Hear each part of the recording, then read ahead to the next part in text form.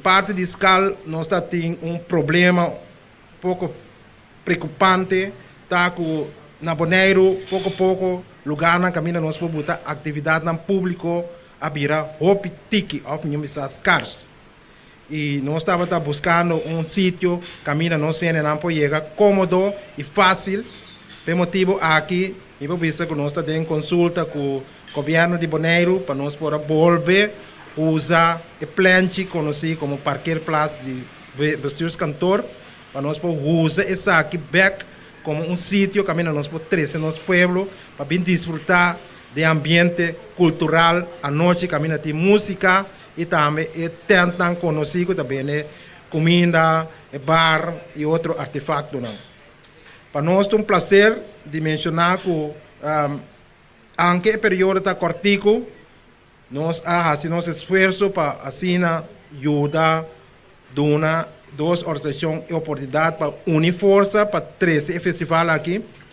Um ponto que preocupa nós é que o qual não também toma lugar. Agora aqui, durante o período cortico, nós temos que contar com a participação de agrupações de Bonaire. Mas tanto, para motivo que para fora buscar um artista internacional para conhecer o período cortico. So, bom, chega de 1, 2, 3 semanas regra que um grupo chega a Bonaire. E fora desse aí também, nossa regra não existente também, tamara, certo, permite no período não que nós temos que ter em conta com ele.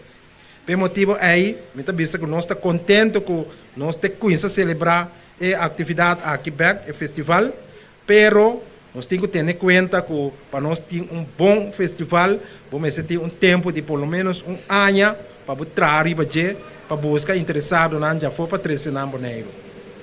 Sem dúvida alguma, não há dúvida de nós agrupação que não pode trazer um ambiente festivo.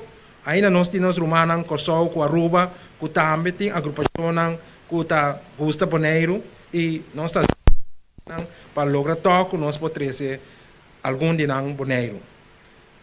Essa aqui me quer de fim de agosto, começamento de setembro, e o organizador do festival tem melhor vista, quem está logra entrar em contato com ele, pero estão banana de Bonaire, seguro lo tem.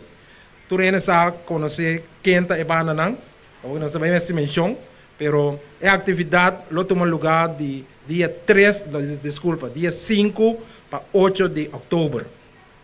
Esta de Jarason para Jasabra.